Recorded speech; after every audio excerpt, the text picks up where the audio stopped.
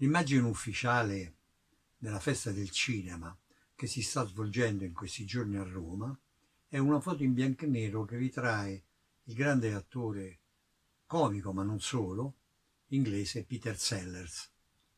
Ed è una foto fatta dal famoso fotografo ufficiale dei Beatles, della regina Elisabetta, cioè una foto molto importante in bianco e nero. Bene, questa immagine vuol dare alla festa di Roma il carattere dell'ironia, il carattere di un modo diverso di vedere la realtà, ma è stata anche per me l'occasione di rivedere nella retrospettiva dei film di Peter Sellers anche Lolita, questo straordinario film di Stanley Kubrick che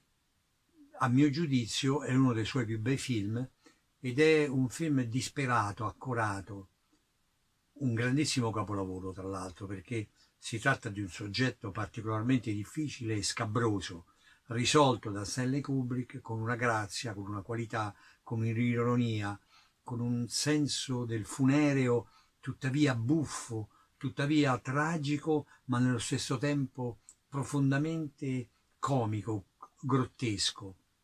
che toglie quell'aurea di peccato, quell'aurea di nefandezza che poteva nascondere un argomento così scabroso come l'amore di un quasi cinquantenne, 45enne, il professor Humbert, per una bambina di 13 anni che si chiamava Lolita. Dolores si chiamava in realtà, però Lolita. Ora c'è anche un illustre precedente su questo argomento così delicato e così pericoloso ed è Morto a Venezia di Thomas Mann. Morto a Venezia di Thomas Mann è un libro, un racconto lungo del 1912 dove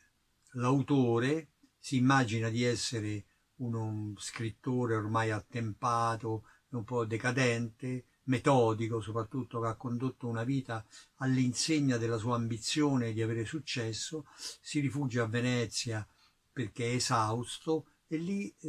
trova un ragazzo di una bellezza straordinaria, si chiama Tazio, che lo turba e al punto tale da dargli quasi delle pulsioni omosessuali a lui che è un uomo morigerato ed estremamente attento alla sua sessualità, quasi ascetico sotto questi aspetti. Sia per Lolita sia per Morta a Venezia, in realtà non si tratta di una storia e di un film, perché tra l'altro Lolita è stato tratto dal famoso romanzo scritto nel 1955 da Vladimir Nabokov, che si chiamava appunto Lolita, scritto in francese e per 5 anni, 6 anni rifiutato da ogni editore di essere pubblicato, proprio per l'argomento scabroso di questo amore. Ma a mio giudizio in ambedue i casi, sia Lolita che Thomas Mann, non hanno soltanto questo torbido dramma, questa torbida passione, ma in realtà sono due film, e soprattutto Lolita, sul desiderio, sullo struggente, disperato bisogno di amore che noi vediamo per un istante riflesso in una giovinezza pura, incontaminata, straordinaria. È come se un ideale di amore e di bellezza si fosse personificato davanti ai nostri occhi. Chiaramente Lolita non è quello che appare. Chiaramente Lolita è il frutto di un delirio di Humbert, interpretato nel film da uno straordinario James Mason, che ha tutte le gamme del disperato e del fallito, addirittura ha le braccia strette lungo il corpo, è come se si vergognasse continuamente della sua esistenza, proprio perché cova dentro di sé questo peccato, questa questa morbosità che però è una disperazione, è una vergogna con se stesso e non arrivare mai a toccare l'oggetto del desiderio e quando ci arriva in realtà si è consumato nell'attesa, si è consumato nella disperata ricerca di raggiungere questo suo sogno ideale,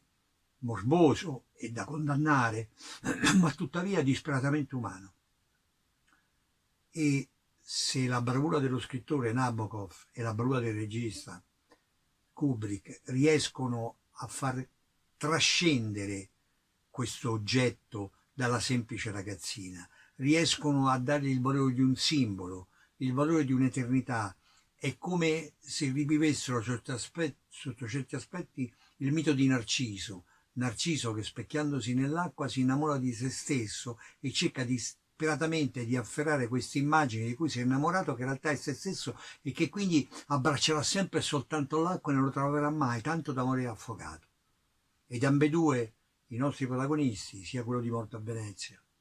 che quello che Humbert e Lolita, muoiono consumati da questo amore insano e peccaminoso, muoiono consumati però da un desiderio d'amore che va oltre loro stessi.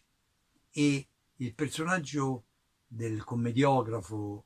turpe e abilissimo, ironico e macabro, grottesco e perfido,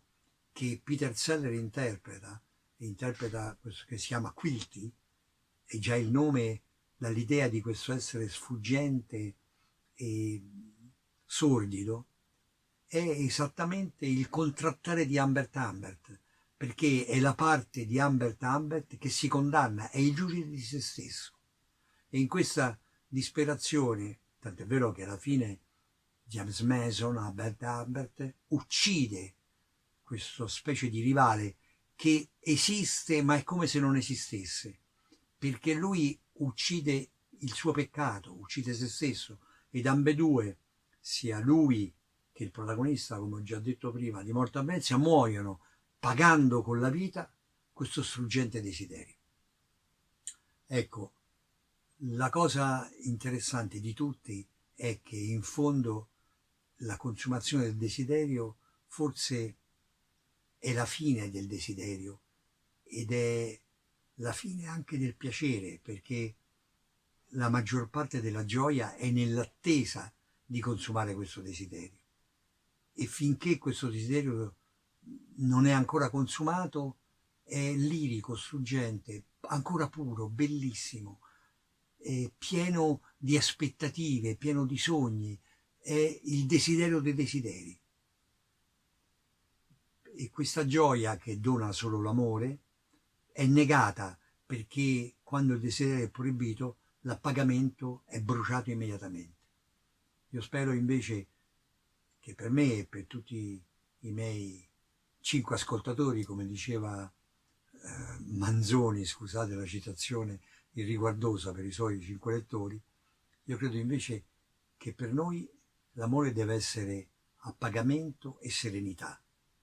Sì, alla fine di un desiderio, ma di un desiderio lecito che ci dà la gioia e la soddisfazione di essere compiuti in un'altra persona. Grazie.